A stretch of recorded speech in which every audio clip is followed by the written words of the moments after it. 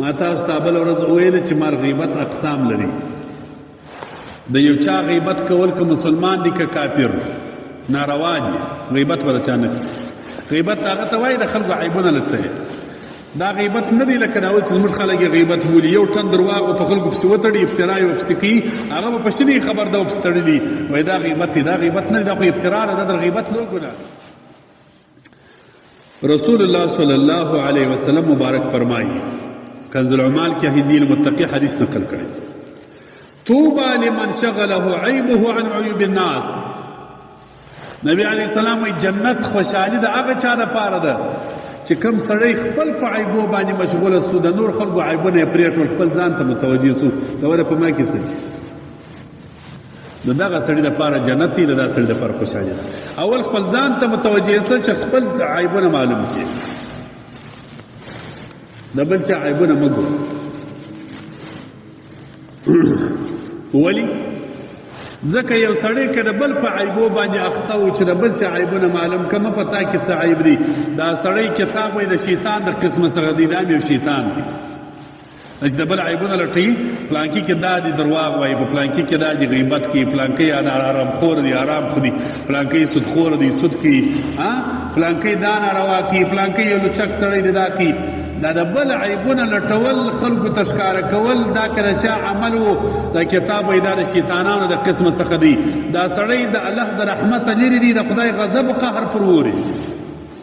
بل عیب مه لټوه، خپل عیبو ته متوجه سه. ما تاسو ته بل ورځ وویل چې مال غیبت اقسام لري. د یو چا غیبت کول که مسلمان دی که کافر ناروا دي. غیبت ولا چا نه کوي. غیبت هغه ته وایي د خلکو عیبونه لڅوي. دا غیبت نه دی لکه دا اوس زموږ خلک غیبت بولي. یو ټن درواغ په خلکو پسې وتړي، افترا یې ورپسې کوي، هغه به پښتني خبر ده ورپسې تړلي، وایي دا غیبت دی. دا غیبت نه دی، دا خو افترا ده. دا د غیبت لوی ګناه ده. زه پښې نه یم خبر، تا پسې سره تړلي دي، هغه پښې خبر نه دی، ته پسې ورتړې. دا خو د غیبت لوی ګناه ده، دا خو افترا ده، دا خو ډېره لوی ګناه کوي. غیبت چې دی در زنا سخت دی. غیبت نه در زنا غټه ګناه ده، افترا خو بیخي غټه ګناه. غیبت څه ته وایي؟ غیبت دا ته وایي په یو مسلمان کې یو شی وي، یو عیب پکښې کې ته یادوي، که نو پکښې کې یادوي دا خو بیخي لوی ګناه شو. یا په هغه کې مثلا هغه مسلمان چې دی درواغجن دی، خو ته په مجلس کې غږېږي، یو چا ته وایي دا ډېر درواغجن سړی دی، هغه نه دی موجود ته وایي، دغه غیبت. دغه غیبت ګناه ده، دا ناروا ده، در زنا سخته ګناه ده. مسلمان غیبت به نه کوي، خو که دې په دې نیت باندې کوي چې د ده سپکاوی دې مقصد، د ده شرمېدل دې مقصد، خلک دې د څه بدګمانه کوله، دغه غیبت ګناه ده.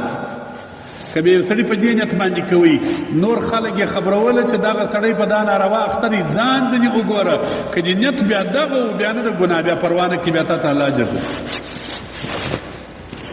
یو سړی الله دې موږ تاسو وساتي په یو ناروا او په یو فحاشي اخته دی، ته به هغه خلکو ته وایې چې دا ډېر ناروا سړی دی، دا ډېر فحاشه سړی دی، دا یو زناکاره سړی دی. خلکو دا سړی په خپله کوڅه کې مه پرېږدئ، دا خپل په کورو کې مه پرېږدئ، د دې سره تعلقات مه ساتئ. په دې نیت ورته وایې چې خلک یې د دې ګناه څخه ځان وګوري، دا روا دی، خلک د ګناه راوګرځوي. او که دې په دې نیت ویله چې دی دې شرموي، خلکو کې دی سپکوي، د ده شرمېدل دې مقصود ده، دغه ګناه دغه غیبت لا هم ناروا دی، نه به یې کوي.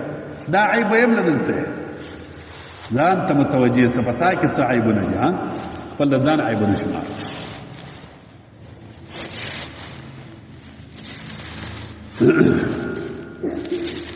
د زید اللقمی په نامه باندې یو عالم دی، د هغه څخه 400 کاله مخکې امام شعراني صاحب نقل،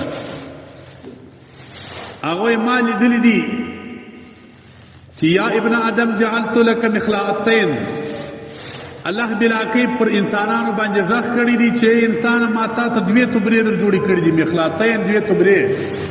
دا د ایوان په غاړه چې یو شی زړېږي چې هغه خوراک یې پکې اچولي، خوري یې لکه غاز ته کبره په خوله کې ورواچي خوري.